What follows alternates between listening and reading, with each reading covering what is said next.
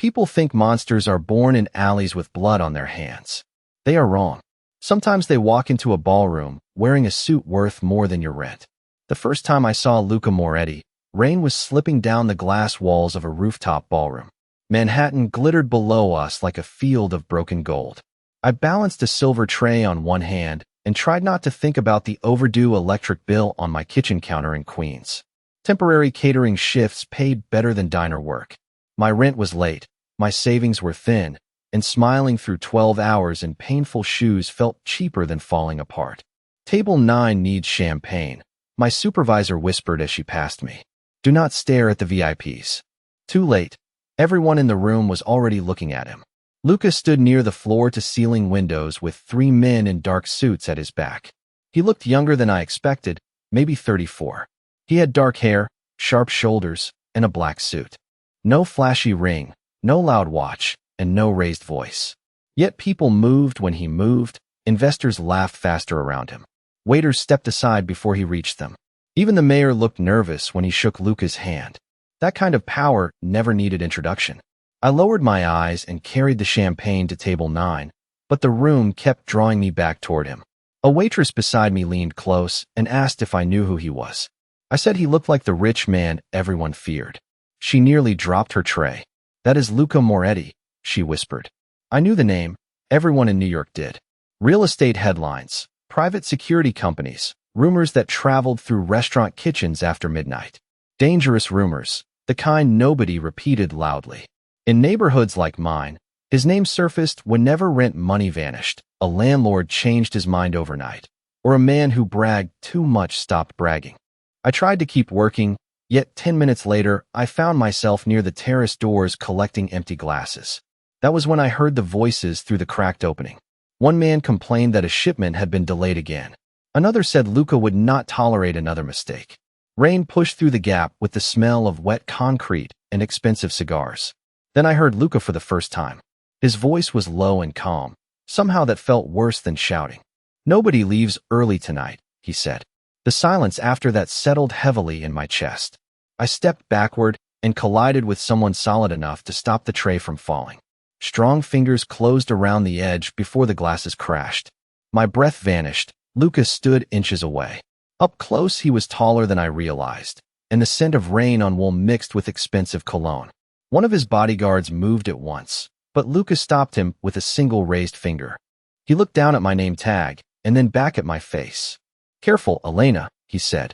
I whispered an apology and tried to move away, but he kept watching me with a stillness that turned my stomach uneasy. For the first time all night, something unreadable flickered across his face. It was tension, not fear exactly, but something colder. He glanced toward the ballroom doors, then lowered his voice. You should leave early tonight. I blinked in confusion. Excuse me.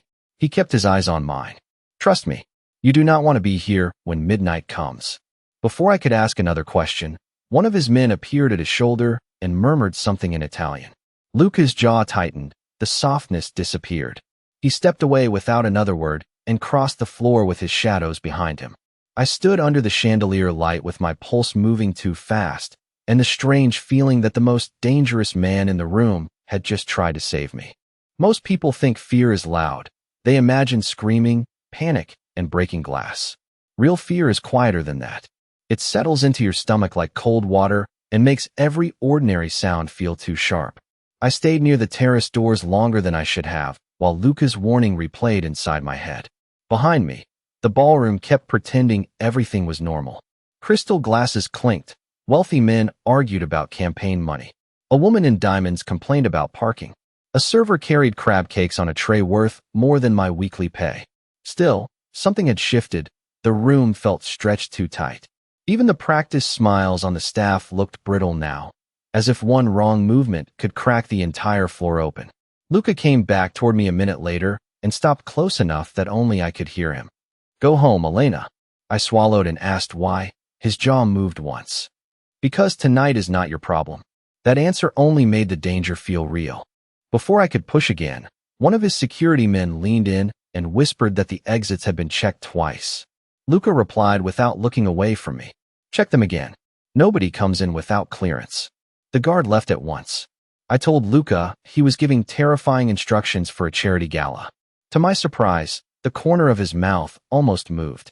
The almost smile vanished as quickly as it came. Then he asked where I left my purse.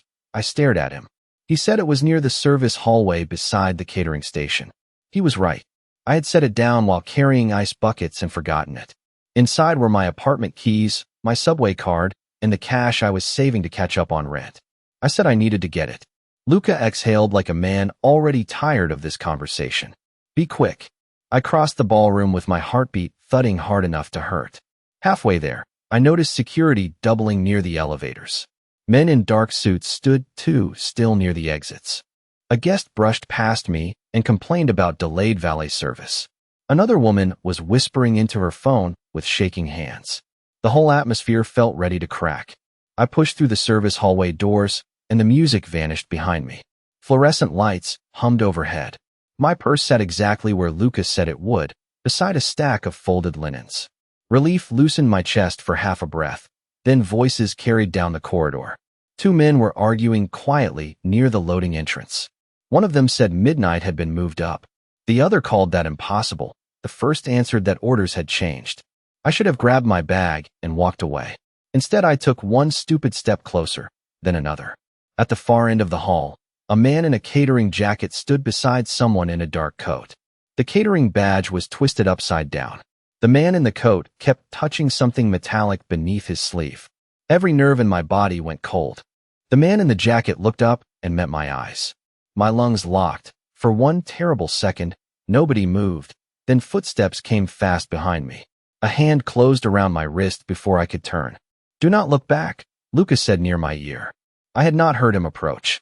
He guided me backward with calm, controlled pressure while the two men kept staring at us from the loading dock.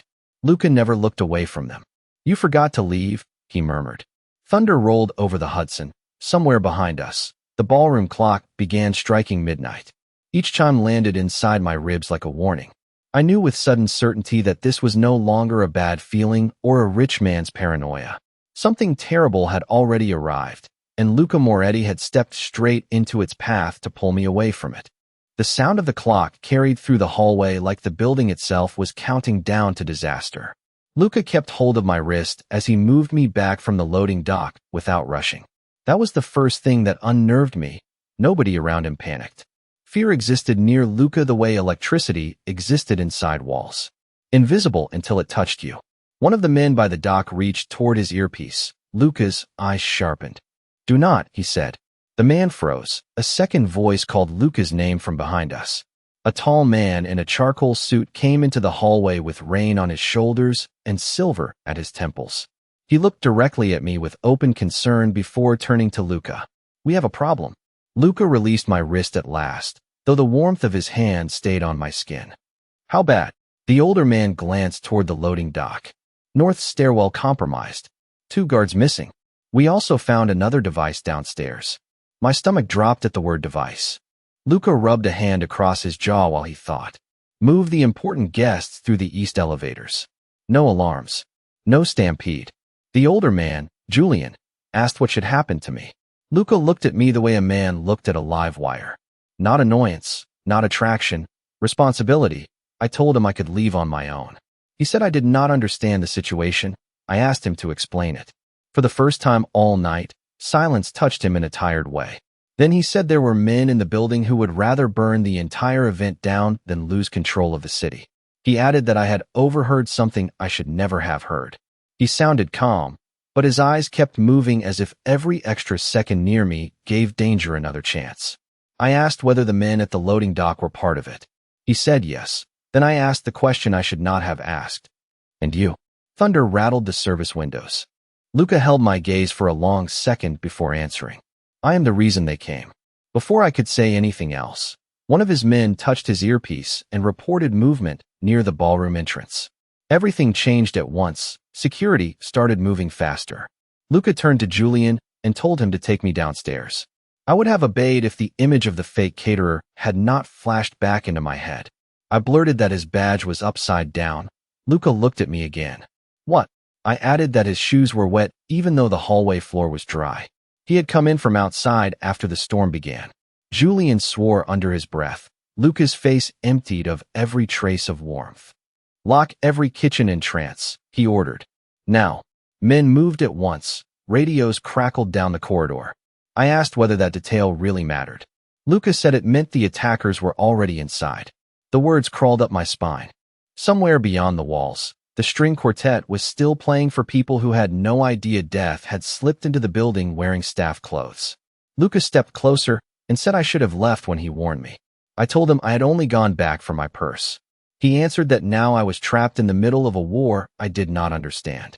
Before I could push back, the lights overhead flickered once, then again. The hallway dimmed for half a second before emergency strips glowed weak red along the floor.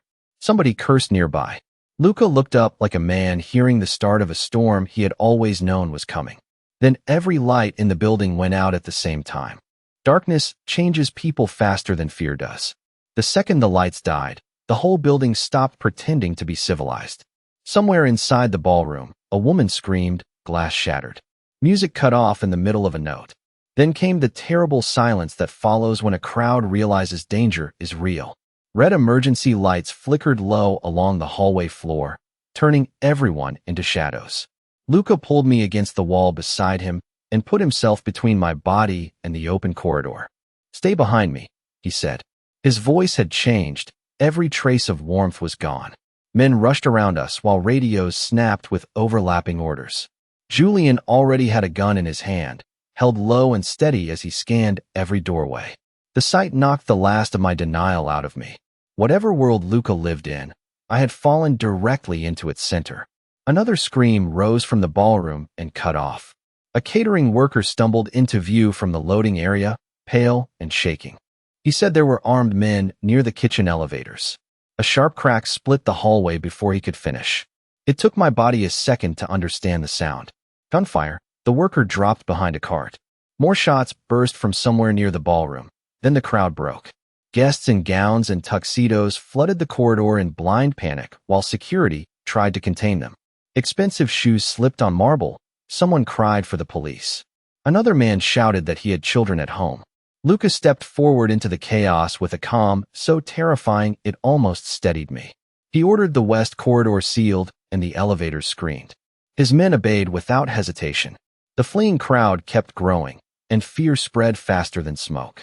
I pressed against the wall, trying not to be knocked down.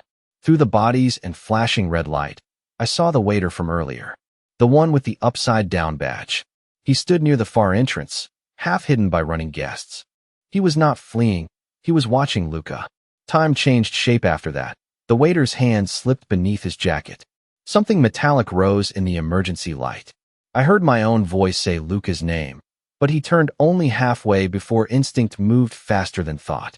I threw myself at him hard enough to drive him off balance. The gunshot cracked through the corridor a fraction later. For one impossible beat, I felt nothing. Then a hot blade of pain tore through my side. Luca caught me before I struck the floor. The ballroom dissolved into screaming around us while my knees gave out completely. He lowered with me, one arm around my waist, the other pressing against the place where heat was spreading beneath my uniform. I looked down and saw blood-darkening black fabric under his hand. The sight felt unreal beneath the red lights. Julian shouted for the shooter to be taken alive.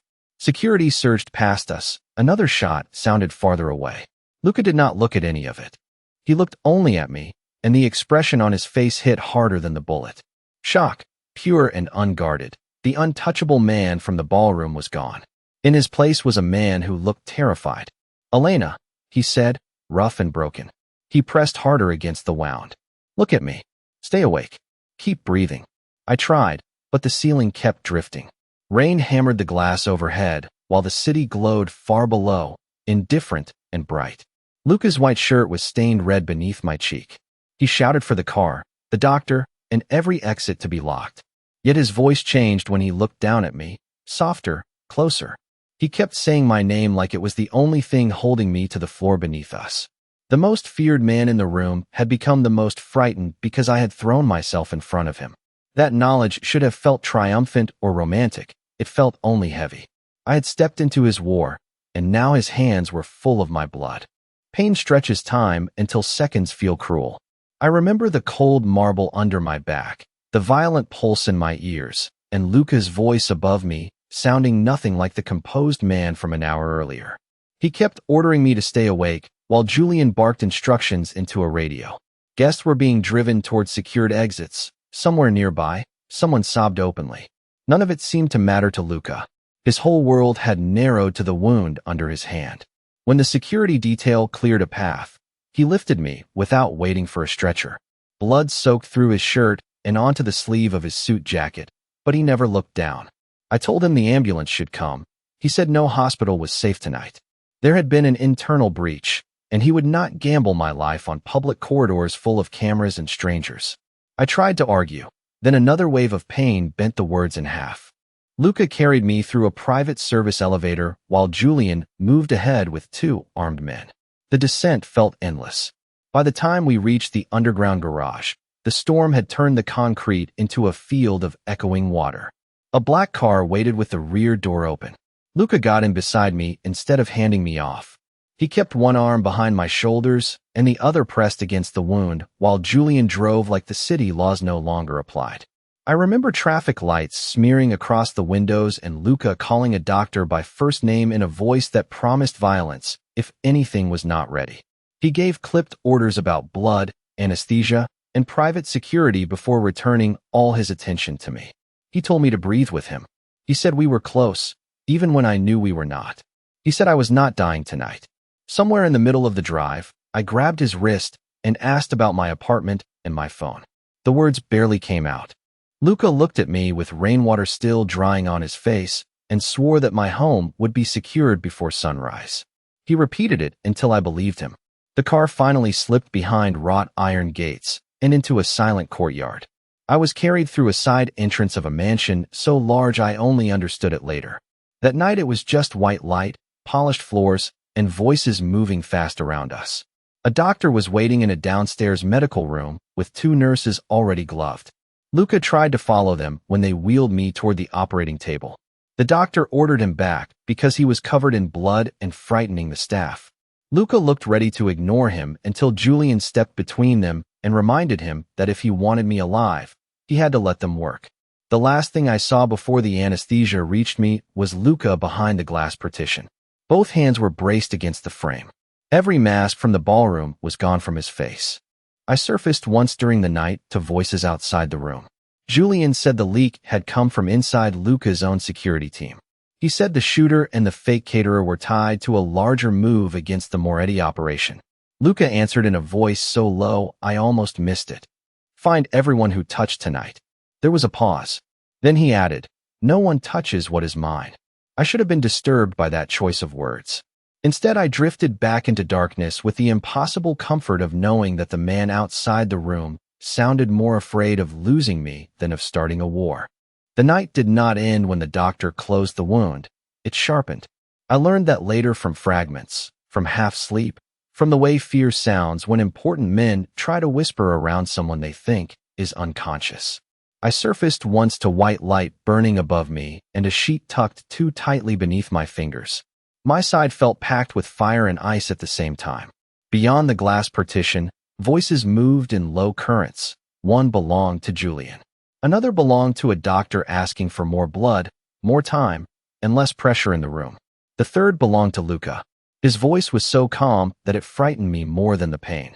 Calm men can be reasoned with when they are tired. Calm men become something else when they decide there is nothing left to lose. I could not open my eyes fully, but I heard enough. Luca asked which guard had cleared the west corridor. Someone answered with a name. Luca asked who signed the revised staff list. Another name followed. He asked which driver changed the route manifest at 10:47. This time the room went quiet for too long. When nobody answered fast enough, Luca did not raise his voice. He only said that silence sounded like guilt when men had already bled for lesser mistakes. The doctor tried to interrupt and tell him I needed quiet. Luca apologized to the doctor before he told Julian to empty an entire floor of the house and move questioning downstairs. That apology chilled me more than the order. It meant he could still be polite while dismantling the lives of everyone who had failed him. I drifted again. When I came back, the lights were dimmer and rain moved down the far windows in silver lines. A nurse changed the bandage at my side and checked the floor with trembling hands. She kept glancing toward the hall, as if expecting the walls themselves to flinch. I followed her eyes and saw Luca standing in the doorway. He had changed his shirt, but not his expression. The black fabric made his face look paler, sharper, almost carved from the same storm now pressing against the glass. He asked the nurse whether my fever had risen. She answered too fast. He thanked her, and she nearly dropped the chart. Only after she left did he come closer. He stood beside the bed for a long moment without touching me. I wanted to speak. I wanted to ask if the shooter was dead. I wanted to ask whether I had ruined my own life for a man I barely knew. Instead, my body stayed heavy. Luca seemed to realize I was half awake anyway. He bent slightly and brushed one knuckle over the back of my hand with a care that did not belong to the man from the ballroom or the hallway. "You do not get to disappear after that," he said quietly. "Do you understand me, Elena?" The words were rough, almost private. They carried more fear than threat. I tried to squeeze his hand. I am not sure whether I did. His thumb moved once across my skin, and then footsteps approached. Julian stopped at the door and said they had found Vincent's second phone. Luca straightened at once. The softness vanished so quickly I wondered if I had imagined it. Julian handed him a sheet of names and addresses. Luca read the page in silence. Then he began issuing orders with the measured precision of someone arranging dinner service instead of vengeance. Lock every club Vincent used for side meetings. Pull the money from every account that touched the shooter. Turn off fuel deliveries at the Jersey docks by dawn. Move on the Brooklyn storage floor before sunrise and bring back every hard drive intact. If any captain asked why, tell him I am done asking. No one argued. No one even breathed loudly. Julian only nodded and asked what should happen to the driver who altered the route. Luca looked down at my bandaged side before answering. "He speaks first," he said. "If he lies, he loses the privilege." There was nothing theatrical in the line. That was what made it terrible. The doctor reappeared and said I needed rest. Luca stepped back without argument, yet the room still felt full of him after he left. Somewhere in the lower level, a door slammed once. Another voice rose and cut off. A phone rang. Men crossed the hall in fast, careful steps. The whole house sounded like a machine being stripped and rebuilt overnight. Morning had not arrived yet, but Luca was already moving through the city like it belonged to his anger. I drifted in and out while the retaliation spread. At one point, Julian returned with an update about 3 properties already emptying because word had traveled faster than his men. Another time, someone reported that 2 rival crews were offering names in exchange for distance. Luca asked whether they sounded frightened. The man said yes. Luca answered that fear was useful only when it was remembered tomorrow. I never heard him shout. He did not need to. By dawn, even the servants moving breakfast trays in the hall did so with the hush of people walking through a chapel after a death. I woke properly just as gray light began to fill the room. Luca was back in the chair by the window, untouched coffee cooling at his elbow, city maps spread across a low table near his knee. He looked as if he had not sat down once, even though he had never left my sight for long. When he noticed my eyes were truly open, something unguarded cracked through his face. Relief, real relief. It was gone in a second, but I had seen it. He stood, came to the bed, and asked if I knew where I was. I said no hospital smelled this expensive. One corner of his mouth moved. "Good," he said. "That means you still sound like yourself." I wanted to ask what he had done while I slept. I must have looked at the maps because he followed my gaze and said, "I finished the part that started when you fell." There was no pride in it, no boasting, just fact. From somewhere below us came the distant sound of a front gate opening, then a car door slamming, then nothing. Luca adjusted the blanket at my shoulder with hands that had probably frightened half the city before sunrise. "Rest," he said. "They are terrified now." He spoke as if that should comfort me. The worst part was that it did. Waking inside luxury feels wrong when you grow up counting subway coins. The first thing I noticed was silence, no traffic or sirens. No neighbors fighting through thin apartment walls. Just filtered air and pale morning light spilling across a bedroom bigger than my entire apartment. Cream walls, white sheets, and windows tall enough to hold half the skyline. For one confused second, I thought I had died. Then pain pulled through my side and memory crashed back. The ballroom, the gunshot, Luca's hands covered in my blood. "Easy," he said from the window. His voice sounded rough enough to scrape. I turned carefully and found him sitting in a chair by the glass, still wearing yesterday's black shirt. It was wrinkled, stained dark at the cuffs, and open at the throat. He looked less like a Mafia king that morning and more like a man who had not slept because sleep would have meant letting go. There was another chair beside him with an untouched cup of coffee gone cold, proof that he had tried and failed to step back into normal human habits. He crossed the room the moment he saw I was awake and handed me water before I asked for it. The movement was so ordinary that it unsettled me more than the mansion. He told me the doctor had removed the bullet, that I had lost blood but no organ had been hit. I asked how long I had been asleep. Almost 9 hours, he said. Panic rose instantly. My apartment keys, phone, and whole normal life felt far away. Luca answered before I finished the thought. Someone had already secured my apartment, replaced the lock cylinder, and collected what I would need for the week. He had even sent my phone to a technician because it had been damaged in the fall. I stared at him and asked why he would do that. For the first time that morning, he looked confused by the question. Because you asked me to. The room went quiet after that. Rain moved softly down the windows behind him while Manhattan stayed gray under cloud. With daylight on him, I saw details I missed at the gala. There were faint shadows under his eyes, a small cut on one knuckle, and a kind of exhaustion that did not belong to one violent night alone. I asked whether the man in the hallway had been trying to kill him. Luca said yes. I asked why. He gave me a bitter half-smile and said that answer would take longer than my recovery. A soft knock interrupted us. Julian entered with a tablet in his hand and the careful face of a man carrying bad news. He said they found the leak. It had come from someone close. Luca asked who. Julian said Vincent. The name hit the room with a weight I did not fully understand, but Luca did. He turned toward the windows for one long second and said he had trusted him. Julian asked what he wanted done. Silence sharpened between them. Then Luca looked back at me, lying wounded in his house because someone he trusted had opened a door to death. Something hardened behind his eyes. No one gets to mark what I protect, he said quietly. This time the words did disturb me, not because they sounded possessive, but because they came from a place deeper than anger.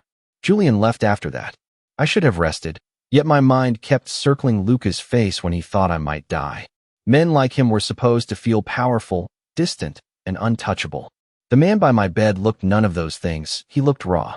When he noticed I was still studying him, he asked whether I needed anything else. I almost said distance. Instead, I asked if he had slept. The question surprised him. He admitted he had not. Then he sat back down by the window, as if staying close to me had become the only thing in the room that made sense. By the second full day, the mansion had learned my steps. The guard stopped following so close when I moved from the bedroom to the sitting room. The nurse trusted me to stand without arguing. Even the cook began leaving tea by the window because he had noticed I stared longer when rain moved over the city. Yet nothing in the house felt normal. Quiet lived there too carefully. Doors never slammed. Phones never rang more than once. Every servant seemed to know precisely when Luca was in the building and when he was not, and the air changed around that fact. When he was gone, people breathed deeper but never relaxed. When he returned, the whole place became more orderly and more afraid at the same time. I understood why on the afternoon I made it as far as the downstairs conservatory. Julian found me there moving slowly between lemon trees and white orchids, one hand against the glass for balance. He asked whether I should be out of bed. I told him everyone in this house asked that question as if fresh air were contraband. He almost smiled. The expression vanished when his phone buzzed. He read the message, muttered a curse in Italian, and looked up at the storm rolling over Midtown. I asked whether something had gone wrong. For them, he said. Yes. He should have left it there. Instead, he sat opposite me because fatigue makes people careless, even disciplined men. He told me one waterfront warehouse had been abandoned before Luca's men arrived. 2 others had not. In one place, accounts, ledgers, and offshore access codes had been lined on a metal table before the first door was even kicked in. In another, 3 captains who had laughed about Luca's injury at dawn were begging for meetings by noon. Julian said the city was moving differently now. Clubs closed early in neighborhoods that usually stayed loud until sunrise. Drivers refused certain routes without explanation. Men who had once tested Luca were suddenly remembering old loyalties. I asked what Luca had actually done. Julian looked at me for a long second and said that sometimes the most terrifying response was speed. Not cruelty, not spectacle. Just proof that a wounded king could still strike before the blood on his shirt dried. He added that Luca had visited 4 properties, frozen 7 accounts, cut off 2 shipments, and made one rival family call its son's home before lunch. No dramatic announcement followed. No body count was posted to the city. Fear spread anyway because everyone understood the message. If a waitress could bleed in Luca Moretti's arms and the city could tremble before dawn, then no one was outside his reach. I should have been horrified. I was horrified. The worst truth was that part of me also felt safer with every quiet, ruthless step he took. That realization sat badly inside my chest. Later that evening, the television in the sitting room carried a clipped local segment about an electrical disruption at a charity gala. No names were given. No gunfire was mentioned. No one on the screen said that men in custom suits had stampeded under red emergency lights, while a waitress bled on polished marble. The city accepted the lie because cities prefer elegant lies to ugly truths. Luca came in while the segment was still playing. He took one look at the screen and switched it off. "You should not watch the versions made for people who want comfort," he said. I asked if there was a more honest version. He loosened his tie, walked to the bar, and poured himself water instead of whiskey. "There is the version people tell each other when they lock their doors tonight." He came to sit across from me and noticed at once that I had been standing too long. His eyes dropped to the way I favored my side. "You walked downstairs."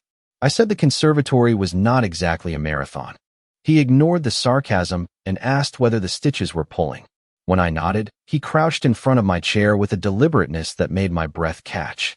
He did not ask permission with words. He waited for it in my face. When I did not stop him, he adjusted the folded blanket near my hip so the pressure eased. The tenderness of the gesture felt more dangerous than his threats ever had. This was the same man who had terrified the city by lunchtime. Yet he was kneeling in front of me because my bandage sat wrong.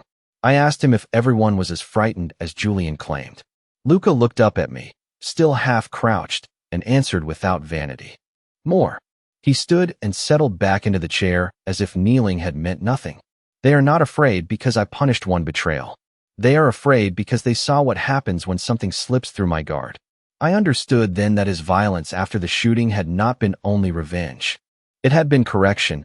He had not simply hunted enemies. He had rebuilt the logic of his world.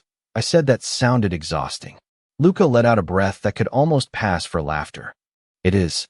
Rain tracked silver down the conservatory glass while the room held us in a quiet I no longer wanted to escape. I asked whether he regretted letting me live in the middle of it. He answered too quickly. "No." I told him he should at least pretend to think about it. That made the actual shadow of a smile appear. "You saw a man draw a weapon before my own security did," he said. "Then you moved before I could." The smile disappeared as soon as it came. Regret is not the word. There was a different one in his face, heavier and far less manageable. Before I could name it, Julian appeared at the door and said the mayor's office had called twice. Luca did not look surprised. He asked whether the mayor sounded nervous. Julian said nervous, apologetic, and suddenly interested in cooperation. Luca nodded once. "Schedule him for tomorrow." I watched Julian leave and felt the truth settle deeper. What Luca had done next had not only frightened gunmen and captains. It had reached City Hall. It had reached every polished office that had once believed he could be cornered. No wonder the servants carried teacups with both hands. No wonder the guards watched the gates like priests protecting a shrine. The city had seen him hurt. Then it had watched him answer pain with terrifying order. When Luca offered me my tea a minute later, his hand was steady. Mine was the one that trembled. Recovery is lonelier than pain. Pain keeps people close because it gives them a task.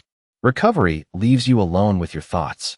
3 days passed inside Luca's mansion, and I noticed nobody there ever raised a voice. Not the maids, not the guards, not even Julian. Everything moved in quiet precision, as if the whole house knew chaos already lived under the marble. Nurses changed my bandages twice a day. I spent the rest of the time watching storms drag across Manhattan from the bedroom windows and trying to decide whether I was a guest, a patient, or a witness under very elegant guard. Nobody said I could not leave, yet a guard appeared near every staircase whenever I wandered too far from my room. Luca came and went constantly. Sometimes I heard him downstairs speaking Italian in a tone that could cut glass. Other times I saw him in the hall at 2 in the morning still wearing a dark suit and the same exhaustion in his face. He barely slept, I noticed, because neither did I. On the 4th night, I woke from another nightmare with my pulse racing. The ballroom always returned the same way, red lights, gunfire. His shirt turning red under my cheek. I could not stay in bed, so I wrapped myself in an oversized sweater and followed a strip of warm light to the library. Luca was there alone beside the fireplace with an untouched glass of whiskey on the table and papers spread across the desk. He looked up at once when he heard me. "You should be resting." I told him I could say the same thing. A tired breath escaped him, almost laughter. I moved carefully to the couch while the fire threw gold across the bookshelves. Luca watched every step like he expected the floor itself to betray me. I asked Julian about Vincent earlier that day, and Luca went very still. He said Vincent had worked beside him for 7 years. I asked what that kind of betrayal felt like. Luca stared into the flames for so long that I regretted speaking. Then he said he had built a world where trust eventually became weakness. There was no anger in his voice when he said it. Only disappointment heavy enough to hollow a man out. I told him he was not what I expected. That drew his eyes to mine. He asked what I had expected. I said someone colder. A shadow of a smile touched his mouth. That man exists too. The fire settled between us. I finally asked the question that had been waiting since the ballroom. Why were so many people willing to kill him? Luca leaned back and said men like him survived by teaching the city to fear uncertainty. The moment rivals thought he could bleed, they started believing he could fall. I asked what they believed now. His gaze locked onto mine with a force that made my breath catch. Now they know I would burn half this city down for the person who got hurt because of me. I told him my choice that night belonged to me. I told him my injury was not a debt he had to drag through the rest of his life. Something dark crossed his face, not anger at me, but anger at the idea itself. He stood and went to the windows where rain was crawling down the glass. "You still do not understand," he said. He told me men had tried to kill him since he was 22. Politicians, rivals, and business partners had all taken a turn. Nothing had ever touched him. Then he turned back toward me, and for the first time since the gala, he looked completely defenseless. "Until you." The room went painfully quiet.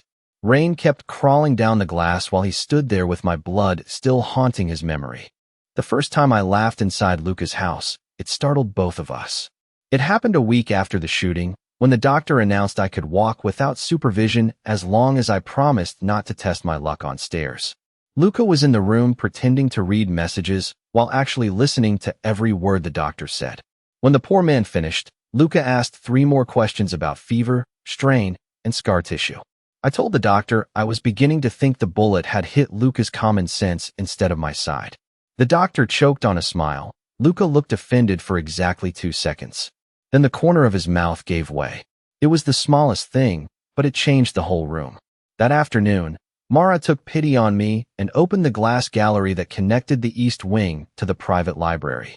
The corridor overlooked a small indoor courtyard with white stone, olive trees, and a reflecting pool dark as polished ink. I moved slowly, grateful for the quiet and the chance to feel less like an evidence file wearing silk robes.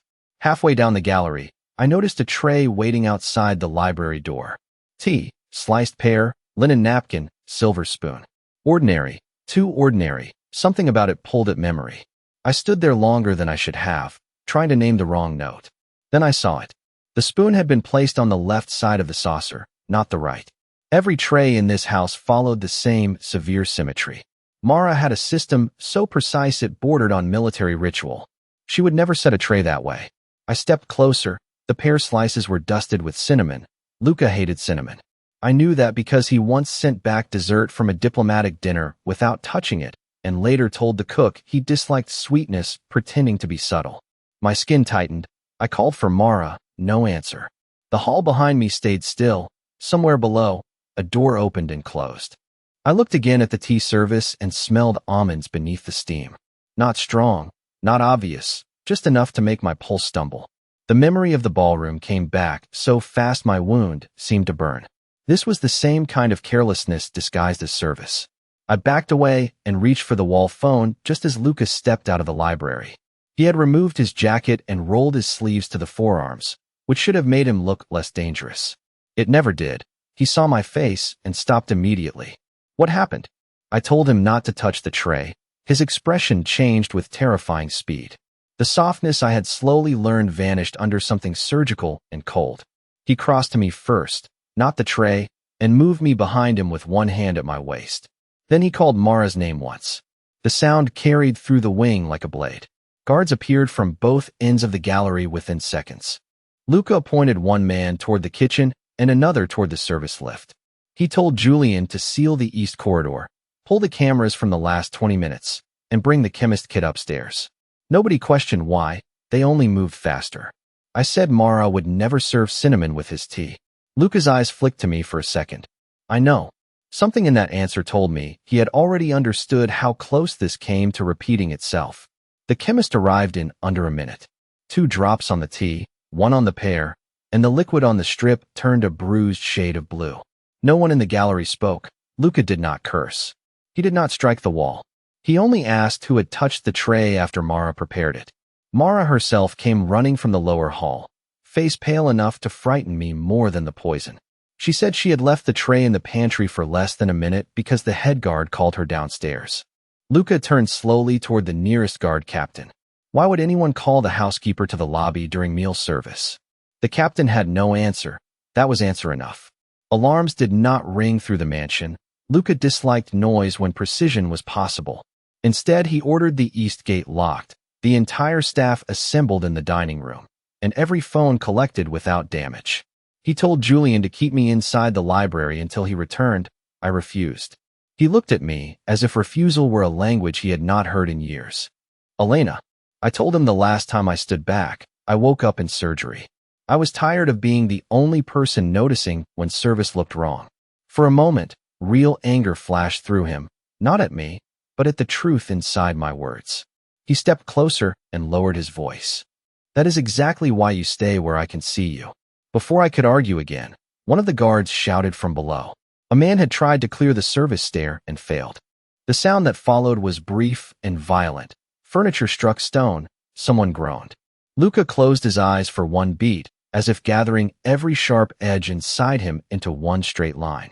Then he told Julian to bring the intruder upstairs alive. I should have been afraid of what that meant.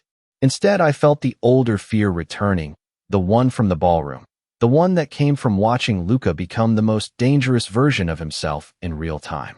They brought the man into the gallery 3 minutes later.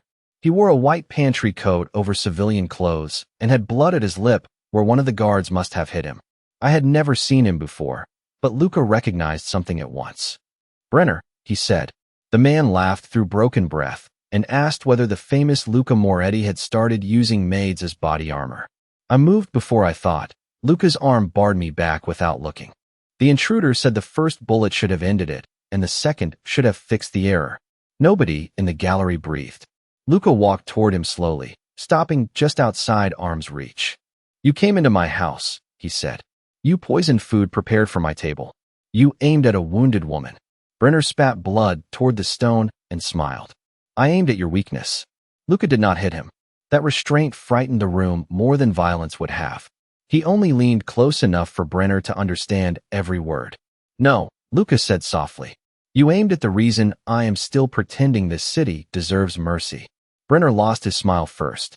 By the time Luca turned away and told the guards to take him downstairs, every servant in the doorway looked as if they had heard a sentence, not an order. When the gallery emptied, Luca stayed facing the window for a long moment. The poisoned tea still sat untouched on the tray between us. I asked whether he was all right. It was a foolish question. He let out one harsh breath and turned back to me with fear still burning under control. No, he said. I am not all right with men reaching you twice. Then he took the tray himself and carried it to the far end of the room, as if distance alone could undo what had almost happened. My hands started shaking only after the danger was gone. Luca saw it at once. He came back, framed my face with both palms, and made me look at him until my breathing slowed. His fingers were warm, his eyes were not. This ends tonight, he said. The quiet certainty in his voice made me believe half the city would lose sleep before dawn again. People talk about power as if it changes a man in one dramatic moment. It does not. Real power reshapes someone slowly, compromise by compromise, betrayal by betrayal, until fear becomes routine. A week after the shooting, I saw that Luca's empire was built on that routine. During the day, the mansion stayed almost gentle. At night, tension moved through the halls like smoke. Guards doubled at every entrance. Black SUVs arrived after dark and carried men into Luca's office for meetings that lasted until dawn.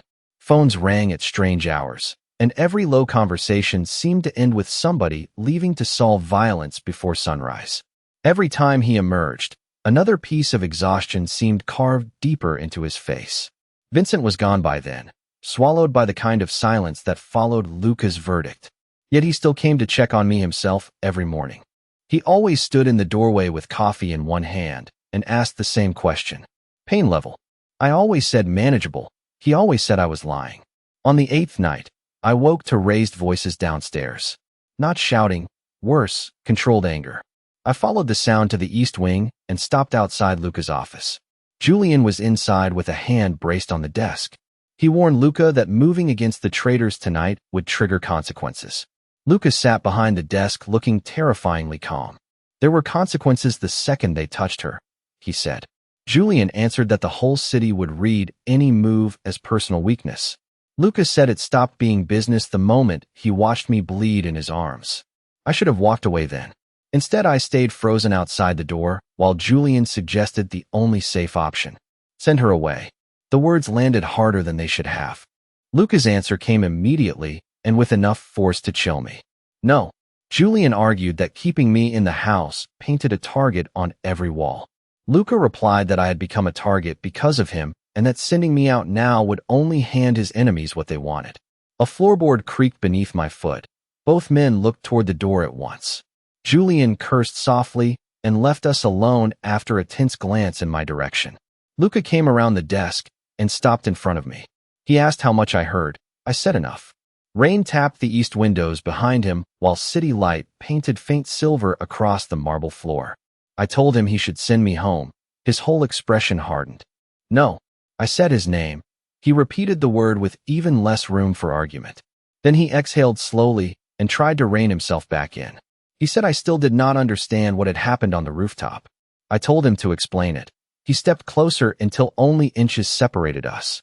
There was nothing threatening in the distance. That made it worse. Before you, he said, I knew exactly how this world worked. Loyalty, fear, survival. His eyes held mine without wavering. Then you threw yourself in front of a bullet without asking for anything in return. Something painfully vulnerable flickered beneath all that control. Do you understand how dangerous that is to someone like me?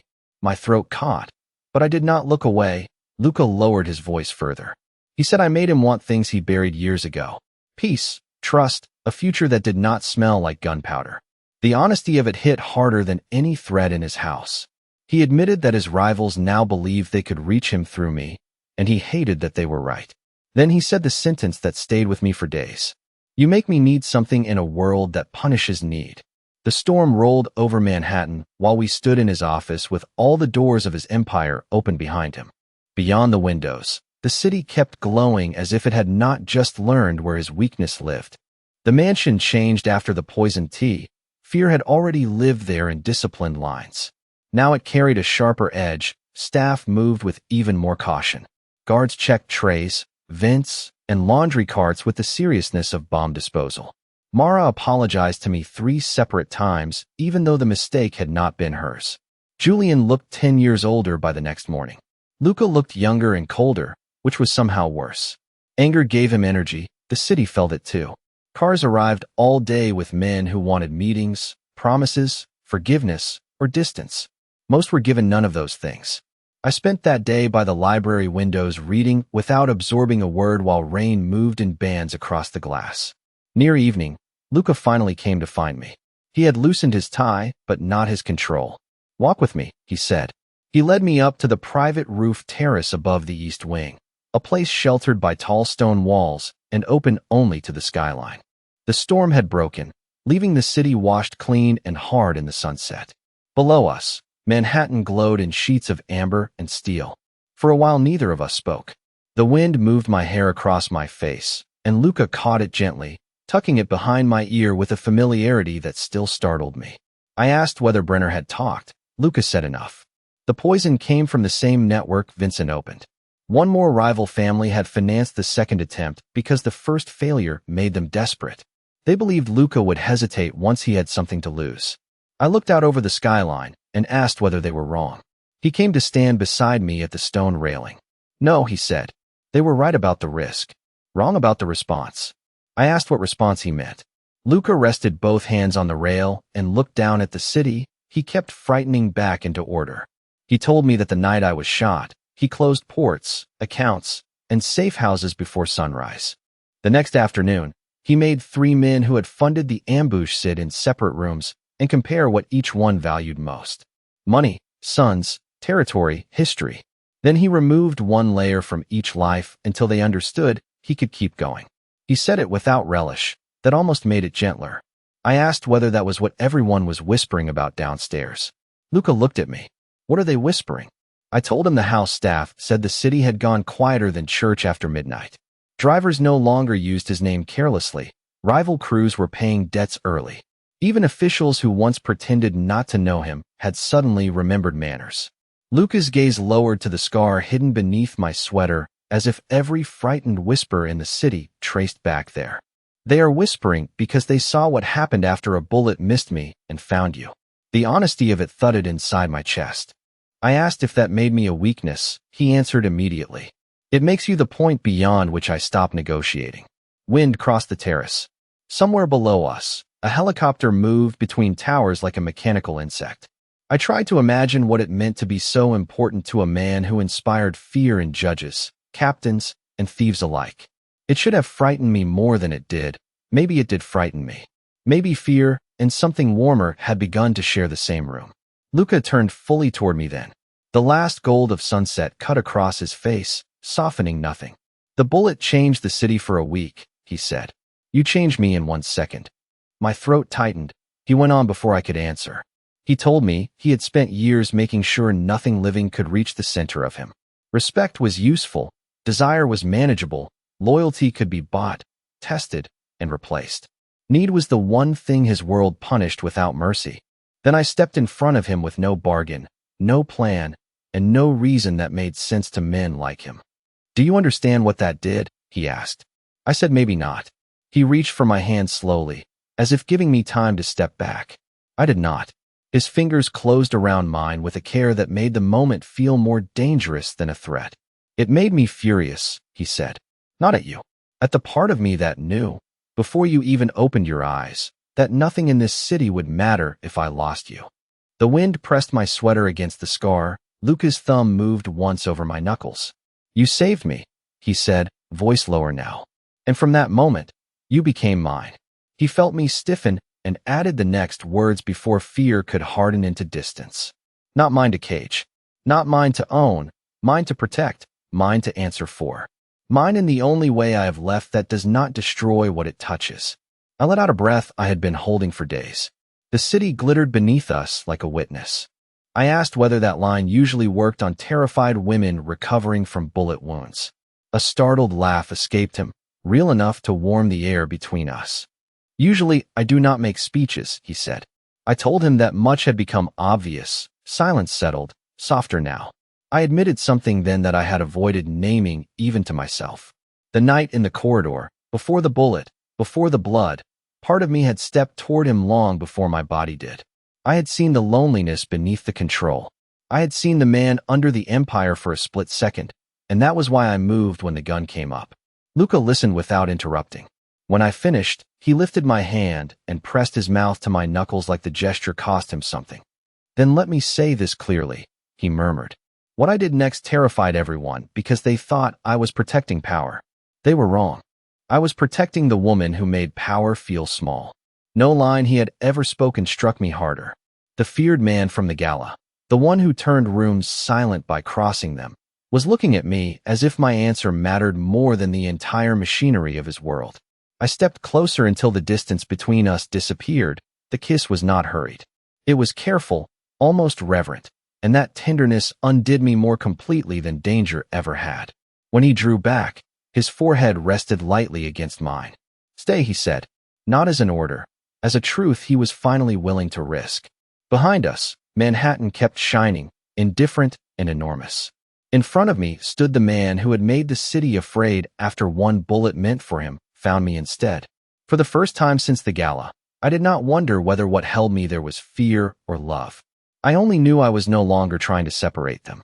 By nightfall, even the men who once mocked his patience were sending gifts, apologies, and exit requests through intermediaries who could barely keep their hands steady. Valets whispered his name like a prayer gone wrong whenever black cars rolled to the gate. Even men who had never seen my blood were frightened by how quickly one wounded night had changed the whole city's posture. 3 months later, the scar still ached when it rained, not sharp pain. Just a low reminder under my ribs whenever storm clouds rolled over Manhattan. The body remembers what the heart spends months trying to understand. I stood barefoot on the balcony outside Luca's penthouse and watched sunrise turn the skyline gold. Wind lifted my hair and carried the salt of the river across the terrace. Somewhere below us, New York was waking into another ordinary morning. Taxis, coffee carts, and construction crews moved below us. Millions of people carried on with lives that had never touched ours. Behind me, the balcony door slid open. I did not have to turn around to know it was him. Luca still moved like a dangerous man, but quieter now. The rage inside him no longer ruled every room before he entered it. "You should not be standing in the cold," he said. I smiled toward the skyline and told him he said that every morning. He answered that every morning I ignored him. A second later, his jacket settled over my shoulders. The gesture still surprised me sometimes. This was the man who once made entire rooms nervous with a glance, and now he remembered how much sugar I liked in my coffee and checked whether I had taken my medication. He had also become the kind of man who canceled meetings for doctor visits and noticed the weather before I did. Power had not left him. It had simply learned restraint. I turned to face him. Morning light caught silver near his temples that I had never noticed before the rooftop changed us both. He looked tired less often these days, not healed completely. Men like Luca did not heal cleanly, but he was trying. I told him Julian said the city had been unusually peaceful lately. One corner of Luca's mouth lifted. Fear encourages cooperation. I said that sounded dangerously close to a threat. He admitted it probably was. I laughed despite myself, and something immediately softened in his face. Luca looked at me that way often now, as if some part of him still could not believe I was standing there. The wind shifted, and I pulled his jacket tighter. My fingers brushed unconsciously over the scar beneath my sweater. His eyes dropped to the movement and darkened with something quieter than guilt. "Reverence, maybe," he asked if it still hurt. I said sometimes.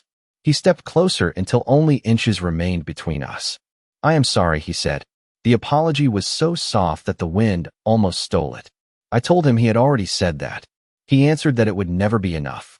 There was no performance in his voice, only truth. I studied him carefully. The man standing in front of me barely resembled the untouchable figure from the gala. Luca still ruled his world. He still carried danger the way other men carried perfume. Yet somewhere between storm glass, sleepless nights, and a bullet meant for him, he had found a piece of his own humanity again. I told him that before all of this, I believed powerful people never changed. He said most of them did not. I told him he had. Silence settled warmly between us while sunlight spread across the balcony. Luca reached out and touched my waist near the hidden scar with a tenderness that still undid me. "That bullet should have killed you," he said quietly. His voice caught before he finished. Instead, it killed the man I used to be. The rawness of it caught in my breath. I took his hand and laced my fingers through his without hesitation. The city stretched around us in gold. No bodyguards, no gunfire, no ballroom full of lies. Just the wind, the scar, and the impossible fact that survival had become something softer than survival. Luca rested his forehead against mine and closed his eyes for one quiet second. Above Manhattan, with the last of the storm finally gone, love had not made a monster gentle. It had made a wounded man choose who he wanted to become.